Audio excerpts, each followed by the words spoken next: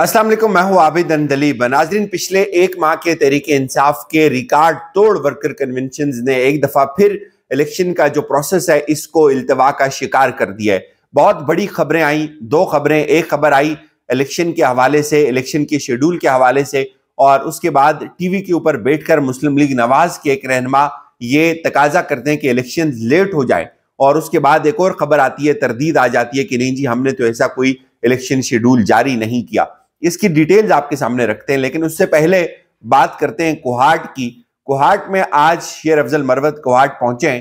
तहरीक इंसाफ के worker convention का इनेकाद है, और हैरान कुन बात यह कि जहां पे वर्कर कन्वेंशन होना था एक बहुत बड़ा ग्राउंड है, और उस ग्राउंड के ऊपर रात के अंधेरे में शब खून मारा गया।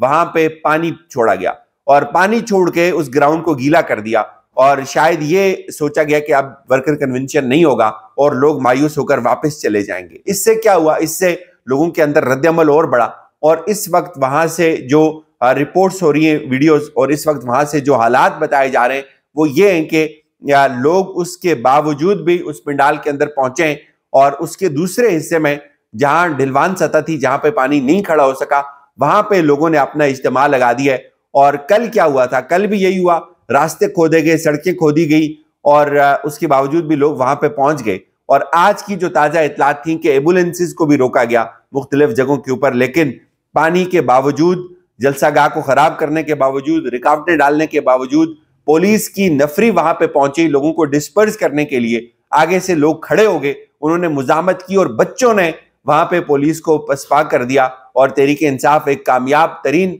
वर्कर कन्वेंशन करने जा रही है कोहाट के अंदर। और वहां पे जो लोग आ रहे हैं, हर तरह के लोग आ रहे हैं, बच्चे आ रहे हैं, साइकिलों के ऊपर वहां पे लोग पहुंच रहे हैं कि हमने इमरान खान के कन्वेंशन के अंदर जाना है, और लोग उसके अंदर जोक दर जोक जा रहे हैं। और जबकि दूसरी तरफ आलम यह है कि रात को टीवी के ऊपर बैठकर जो अमीर मुकाम है KPK के, उन्होंने ये कहा जी कि इलेक्शन अगर 2 हफ्ते या 4 हफ्ते मुलतवी हो जाते हैं तो इसमें कोई का बात नहीं है। और वो ये भी कहते हैं कि चूंकि KPK के अंदर जो 8 फरवरी है वहां पे मुख्तलिफ जगहों के ऊपर बर्फ पड़ रही होती है, तो इलेक्शंस नहीं हो सकेंगे। उसके बाद खबर आती है कि इलेक्शन कमीशन ऑफ पाकिस्तान ने आम इंतखाबात का शेड्यूल जारी कर दिया है। अच्छा, ये बड़ी दिलचस्प खबर है। मुल्क भर में 8 फरवरी को आम इंतखाबात होंगे। 20 से 25 दिसंबर तक उम्मीदवार कागजाती नामजदगी जमा करवा सकेंगे। उम्मीदवारों के नामों की फहरिस्त 27 दिसंबर को जारी की जाएगी। 1 जनवरी से 6 जनवरी 2024 तक कागजात नामजदगी की जांच पड़ताल होगी। 9 जनवरी 2024 को कागजात नामजदगी की मंजूर और मुस्तरद होने पर अपीलें जो फाइल होंगी उनके ऊपर समाअत होगी। 11 जनवरी को अपीलों पर जो है वो एपेलेट अथॉरिटी के फैसलों का आखिरी रोज होगा, और 15 जनवरी 2024 को उम्मीदवारों की नजरसानी की फहरिस्त जारी की जाएगी। जबकि 17 जनवरी 2024 को उम्मीदवारों को इंतखाबी निशान अलाट होंगे, और पोलिंग डे 8 फरवरी 2024 को होगी। अच्छा, ये खबर आते साथ ही बड़ा तहलका मच गया कि यार इलेक्शन शेड्यूल का ऐलान हो गया है। चूंकि नवाज शरीफ की तो जो नाअहली है वो अभी तक बरकरार है, तो ये क्या हो गया? वही कल वाली बात तो कहीं सादिक नहीं आ रही कि नवाज शरीफ के साथ धोखा हो रहा है। तो अब सूरत हाल काफी तब्दील हो गई उस वक्त जब इलेक्शन कमीशन की तरफ से एक प्रेस रिलीज आती है। इलेक्शन कमीशन क्या कहता है? इलेक्शन कमीशन ने कहा जी कि ये आज की प्रेस रिलीज है, उन्होंने कहा जी कि आजकल प्रिंट और इलेक्ट्रॉनिक मीडिया में इलेक्शन कमीशन के हवाले से वक्तन फवक्तन मुख्तलिफ स्टेटमेंट्स दी जा रही हैं। जैसा कि आज के जंग अखबार के सफ़ा 10 पर इंतखाबात के मुतालिक इलेक्शन कमीशन से मंसूब बयान शाया हुआ है। इलेक्शन में दायर दरखास्तों पर कोई मुशावरत नहीं की गई। इस हकीकत का दोबारा इयादा किया जाता है कि तर्जुमान इलेक्शन कमीशन के बयान के अलावा किसी भी मंसूब बयान पर तवज्जो ना दी जाए, और ना ही इलेक्शन पॉलिसी का बयान उसको समझा जाए। मजीद वाज़ेह किया जाता है कि इलेक्शन कमीशन ने इलेक्शन शेड्यूल का अभी ऐलान नहीं किया। सोशल मीडिया पर जो शेड्यूल गर्दिश कर रहा है वो जाली है। ये जब खबर आई तो इसको हमारे दोस्त हैं फ़हीम अख्तर मलिक साहब, उन्होंने ये खबर दी, तो मैंने उनसे फ़ोन किया। मैंने उनसे पूछा कि चूंकि जो इस वक्त इलेक्शन कमीशन को जो लोग कवर कर रहे हैं उनमें जो इलेक्शन के मामलात को जो समझते हैं उनमें से एक हैं फ़हीम अख्तर। उनसे मैंने पूछा तो ये क्या हो रहा है? या उन्होंने कहा भाई, मैंने कहा जी इलेक्शन शेड्यूल का ऐलान होना कब है? उन्होंने कहा इलेक्शन शेड्यूल का ऐलान जब जो 8 फरवरी है उस 8 फरवरी को जब 56 दिन रह रहे होंगे तो इलेक्शन शेड्यूल का ऐलान करना लाजिम हो जाएगा। लेकिन अभी इलेक्शन शेड्यूल का ऐलान नहीं किया गया। तो मैंने पूछा कि रुकावट क्या, मसला क्या है? तो उनका एक जुमला था, मैं कोट एंड कोट बता देता हूं आपको। उन्होंने कहा जी कि जब तक नवाज शरीफ की नाअहली खत्म नहीं होती उस वक्त तक इलेक्शन शेड्यूल जारी नहीं होगा। जाहिर है ये एक सरप्राइज या अपनी जगह पे मौजूद है।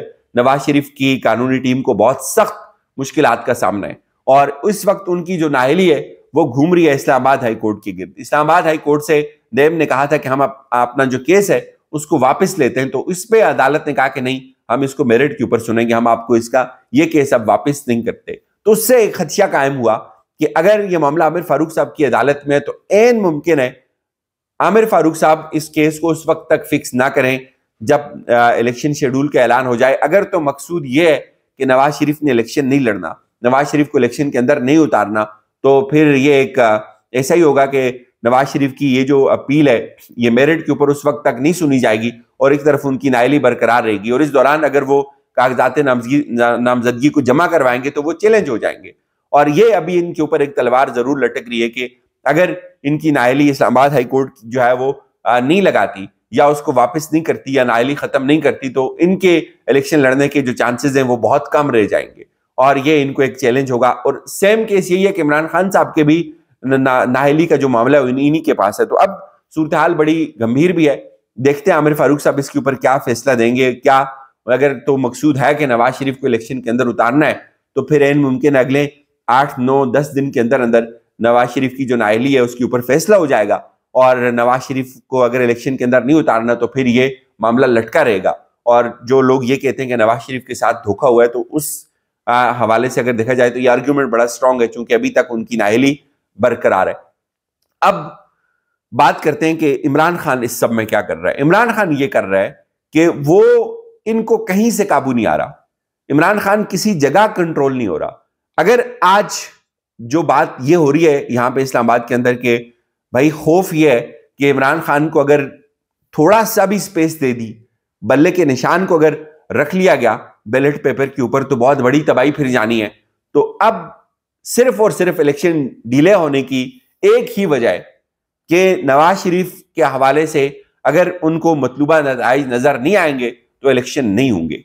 यानी कि अगर कंट्रोल ना हो सका, यानी कि जिस तरह शेर अफजल मरवत ने कर दिया है या पिछले 1-1.5 माह के अंदर केपीके के अंदर, और यही हवा अगर पंजाब के अंदर चल पड़ी तो हालात बहुत गंभीर हो जाएंगे।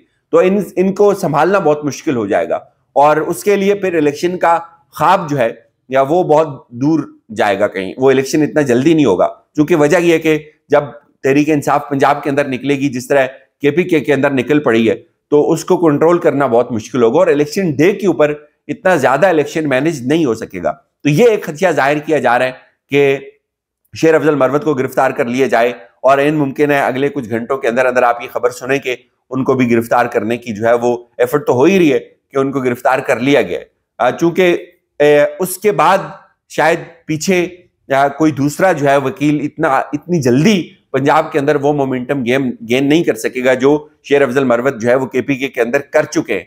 और केपीके के अंदर इस वक्त सिर्फ तहरीक इंसाफ है, दूसरी कोई सियासी जमात आपको ग्राउंड के ऊपर नजर नहीं आ रही, उसकी कोई हैसियत नहीं है। और मैं खटक को सुन रहा था रात को और वो बेचारा इतना परेशान और इतना कंफ्यूज हो गया है। एक तरफ वो इमरान खान को तोड़ने की बात कर रहा होता है और दूसरी तरफ वो खुद कह रहा होता है यार इमरान खान तो बड़ा दिलेर है, वो कहता है कि नहीं अगर मुझे कुछ हो गया तो मैं शहीद हो जाऊंगा और मैं तो अमर हो जाऊंगा। तो यानी कि उस इमरान खान के जो बदतरीन दुश्मन भी हैं वो भी हवास बाख्ते हैं, उनको भी समझ नहीं आ रही। और जो खट्टक के साथ कल हुआ है उसके अपने हल्के के अंदर जहां अपने 7 लोगों को लेकर इलेक्शन के अंदर उतर रहा है और यही हाल पंजाब के अंदर होने वाला है और इमरान खान भाई काबू नहीं आ रहा। और अगर यही सिलसिला रहा तो आप ये इलेक्शन शेड्यूल जो है इसको आप भूल जाएं और कोई और बहाना बना लिया जाएगा, मौसम का भी हो सकता है, कुछ भी हो सकता है। तो फिर जो है वो काजी साहब भी बैठकर घर में ये बात किया करेंगे इलेक्शन की। इजाजत दीजिए, अपना ख्याल रखिएगा, खुदा हाफिज।